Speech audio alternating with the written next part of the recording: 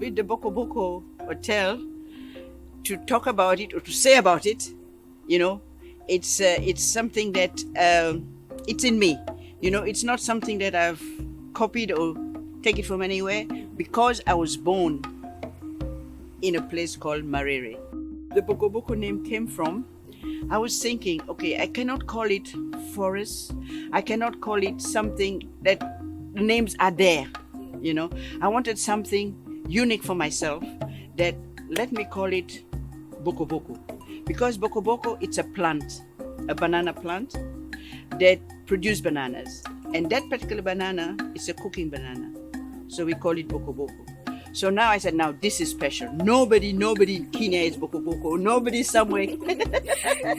So that is why it's unique to me and apparently to you as well. Thank you. Thank you for that. Okay, and what kind of animals are found around here? The ones that are well kept?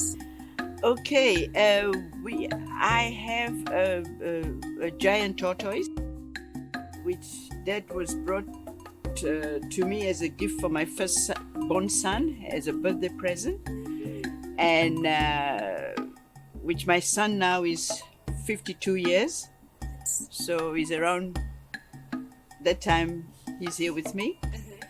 And then later on I was in Kwale, that was in Kinondo. So while I was in Kinondo, we had there's an hotel. There was an hotel which was closing down, and they used to keep crocodile. Okay. Now I forgot the hotel's name; it just slipped. But anyway, they called me and they wanted to know whether I would like to have the reptile. And at that time as well, I was keeping a snake park. Yeah. So I accepted it, and then that is where the crocodile comes from. But their original place, I think they're from Tana River. Yeah, and some maybe from Kwale as well, you know, in Shimba Hills, somewhere there. I think they also have a river which have some crocodiles. Yeah, so this is where it started. That's great, because I've also seen some monkeys around. Oh yes, now I've got a lot of monkeys, and we always fight for our fruits, but anyway, accept it. So it's first gained, and then now we have some crackles at night, you know, and then we have bush baby at night. We have a lot of little animals which makes lovely noise in the evening. Yes. Okay, people will ask, now maybe you could have asked me a question. Is there any snake?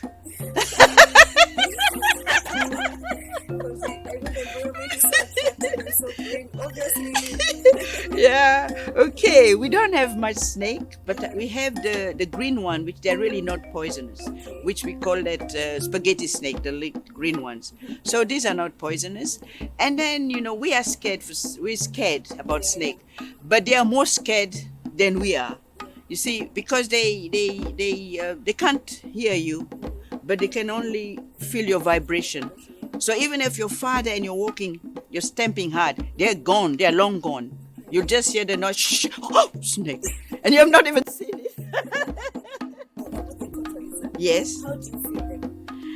Okay, you see, now at the moment, they're not animal to us. They are like our pet, you know, like I would feed my baby, you know, I would feed my child. So it's the same thing, you know, we're not scared. They're part of my family, you know. But I do fear crocodiles. Okay, crocodile, I would not, okay, with the crocodile, I would not go into the pen, me, myself. But I have a keeper who looks after the crocodile. You know, he goes in, he makes a certain noise, a certain whistle, then he can go in and feed the crocodiles. And, okay, they will not harm you, you know, really, if you don't go in their pen. But as long as you give them their space, you know, and they give you, yes. But now if you disturb them, then they won't like it. As well as if they disturb you, it's bad. Okay, and why is it that this place I think is so special? Like, it doesn't feel like it's not everyone's paradise. Yes, that is true. It's not everyone paradise. As I said, you have to have a environment. You have to love the quietness. You have to love space. I love the quietness. I walk through the garden. I talk to them. And it's really gives me good feeling. Yeah, and keeps me very healthy. Matter of fact. Okay, I understand this is a kind of an African hotel. How do you keep it so unique from other hotels? Okay, being unique because it's myself. I'm not doing it for big business. Yes. Okay, I'm doing the way I was brought up, how to cook, how to attend to the guests when they visit us at home. So this is really now it's like being home. Yeah. So I like when the people coming here, they're coming at home. They're coming to visit. Feel free. Yeah, so they feel free. So once they're here, to me, the first time they come in, they're like guests. But the second, the third time now, we are not guests anymore. We are friends, or maybe even closer than friends, Yeah. which I have a lot. So I mean, you also serve food different. I understand you serve food different. Yes. Now this is where the culture part comes. Yes.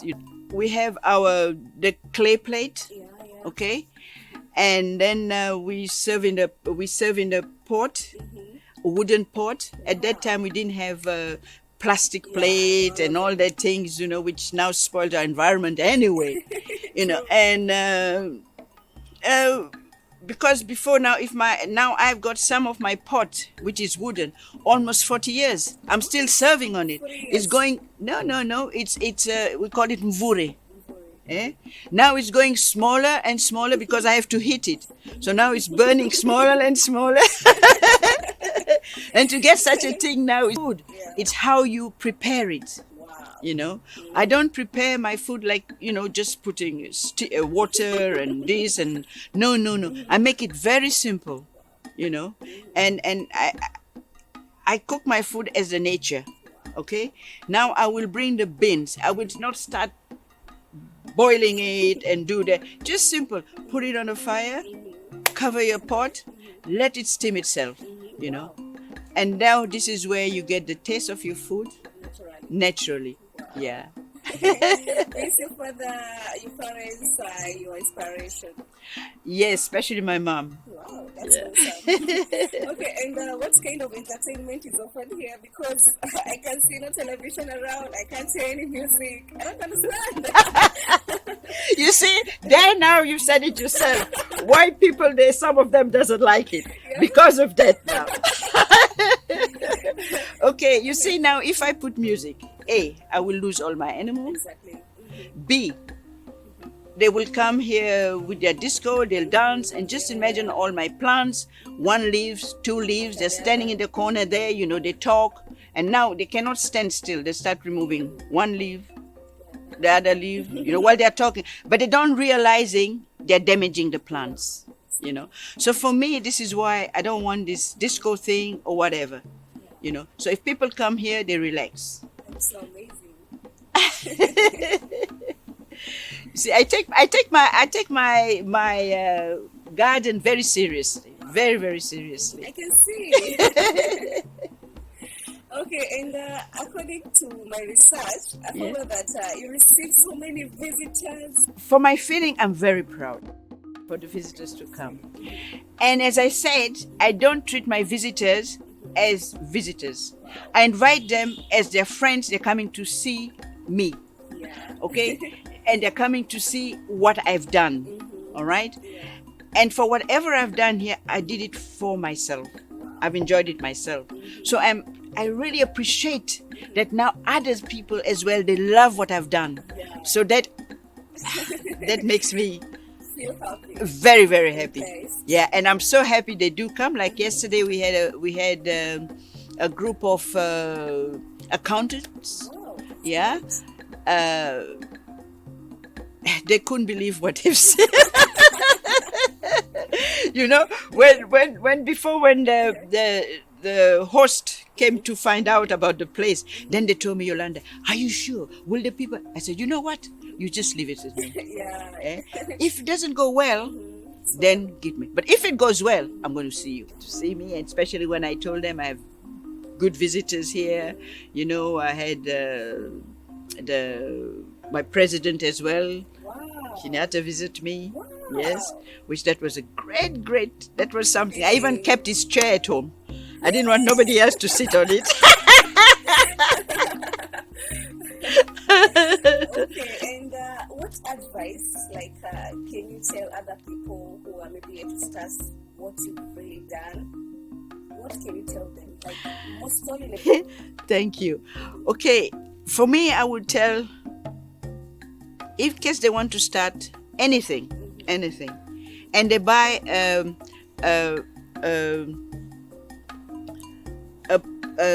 virgin land, which there's trees and everything, don't cut it. All they have to do is find out where they want to study, where they want to build a restaurant or where they want to build a house, then now mark it and don't destroy. In case there's a big tree where they want to build, they just dig a very big hole, really big, until you get to the root. Now, once you get to the root, you put water. Let the water go in and in and in, and then now the tree will start moving. Now when the tree moves, now you uproot it. You've already got a hole ready there for where you're going to plant it. Then you just uproot it and plant it. So now you haven't lost anything. Now you build your house. Now you can remember, here there was a cashew tree. So now that cashew tree is there. So awesome. So please, I beg anybody, environment is very, very important. Talking. Oh yes, and I believe we have seen and learnt more. Therefore, let's take good care of our environment. See you soon in our next episode. I'm yours, Faith Brandy.